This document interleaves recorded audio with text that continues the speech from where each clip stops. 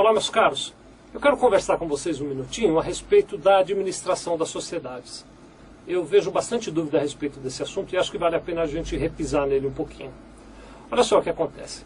Até o advento do novo Código Civil, que foi lá em 2002, né, entrou em vigor em 2003, existia um formato nas sociedades limitadas que misturava um pouco a pessoa do sócio com a pessoa que geria os negócios da empresa.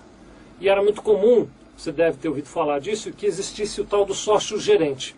Então ele era sócio e cuidava da empresa, ele assinava pela empresa, ele era a pessoa que executava os atos que a empresa precisava executar. Com o advento do novo Código Civil, isso foi mudado, tanto que hoje não se pode mais usar essa expressão de sócio-gerente. Então, a legislação, de maneira resumida, ela separou os papéis. Então ele disse, olha, nas sociedades limitadas existe a figura do sócio. O sócio é aquela pessoa que colocou dinheiro e esforços para constituir a empresa em busca de lucros na exploração do objetivo social daquela empresa. E existe, do outro lado, o administrador da empresa, que não se pode confundir com o administrador acadêmico, né? Então, quando eu falo do administrador da empresa, não é alguém formado em administração, não é isso não. É o administrador que é aquela pessoa que, no dia a dia, toca os negócios da empresa. É aquela pessoa que está lá na frente dos negócios, tomando decisões e fazendo as coisas acontecer. E a legislação, então, deixou claro uma coisa que todos nós sabemos, que o sócio nem sempre administra o negócio. Pode acontecer do sócio contratar uma pessoa para administrar o seu negócio.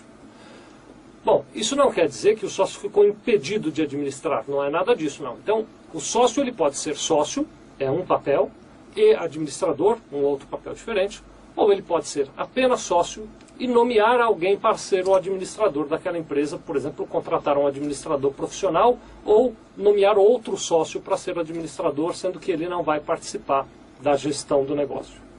Então, na prática, o desenho é esse. O administrador é aquela pessoa que vai assinar pela empresa. Então, para colocar um exemplo muito prático para essa questão, existe um contrato qualquer, está se fazendo um contrato de locação. Alguém precisa assinar pela empresa. Não será o sócio que vai assinar, será o administrador que vai assinar. É claro que se o sócio for administrador, ele vai assinar, mas não na condição de sócio, e sim na condição de administrador. Tá bom? Bom, muito bem. A partir dessa definição e desse conceito estabelecido, começam a surgir as dúvidas, e aí eu vou tentar esclarecer algumas aqui. A primeira delas é a seguinte, já esclareci, aliás, a primeira, né? O sócio pode sim ser administrador, ou pode ser apenas sócio. A segunda dúvida, eu posso ter um administrador que não é sócio da empresa? Pode sim, você pode indicar o administrador que você quiser, mesmo que ele não seja sócio da empresa. A terceira dúvida, eu posso indicar apenas um administrador? Não, você pode indicar quantos administradores quiser. Só que você tem que sempre, ao indicar o administrador, determinar quais são os poderes e as regras que ele vai ter que seguir para exercer aqueles poderes. Em sociedades menores, pode acontecer, por exemplo, de você ter uma situação em que todos os sócios são ao mesmo tempo administradores e fica definido no contrato, por exemplo, que cada um deles pode assinar isoladamente representando a empresa. Então, eu assino, você assina, qualquer um de nós que assinar, a empresa está comprometida. Essa é uma situação. Mas você pode sofisticar um pouco, se quiser, essa situação. Por exemplo, eu posso assinar sozinho e você pode assinar sozinho até o limite de X reais. Então, em operações até N reais, eu assino sozinho e você assina sozinho. A partir desse ponto, e em operações outras que eu quiser indicar, como venda de imóveis, por exemplo, temos que assinar sempre em conjunto.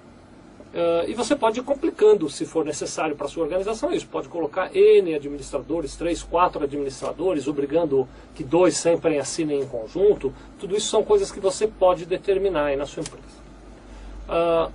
Uma polêmica que tem em torno desse assunto é o seguinte, é sobre a possibilidade de você ter um administrador que não seja uma pessoa física, uma pessoa natural, e sim uma pessoa jurídica. Ou seja, é possível que a minha empresa indique uma outra empresa para ser administradora. Como eu disse, tem muita polêmica disso. Se você for pesquisar por aí, você vai encontrar muitos autores que dizem que sim, que é possível, porque o Código Civil ele não vedou expressamente essa possibilidade. Eu tenho um parecer que eu li do Departamento Nacional do Registro do Comércio, e eu não estou dizendo que ele está certo, mas esse parecer tem uma força e é importante porque ele dá a regra de como as juntas comerciais se comportam. E nesse parecer, o Departamento Nacional do Registro do Comércio diz que não pode uma pessoa jurídica administrar outra. Então você tem que indicar uma pessoa física para ser aquele administrador. E uma última dúvida que eu queria elucidar antes de terminar o vídeo é a respeito de você ter um administrador estrangeiro, alguém que não é nascido no Brasil, se é possível ou não é. A legislação só permite que um estrangeiro seja administrador de uma empresa em território nacional na medida em que ele tenha visto permanente e tenha uma cédula de identidade emitida pelo Ministério da Justiça aqui no Brasil. Então ele tem que ser alguém que é residente no Brasil e que, portanto, tem um visto permanente. Se ele for estrangeiro, mesmo que ele tenha CPF, ele não pode administrar. É preciso que ele tenha o visto permanente de residência aqui no Brasil. Acho que essas são as regras mais comuns nessa questão de administração. Dá uma olhada aí na cláusula de administração do teu contrato social, vê se você está satisfeito com ela. Se você não tiver, pensa nessas regras e veja aí o que é que você pode melhorar. Muito obrigado.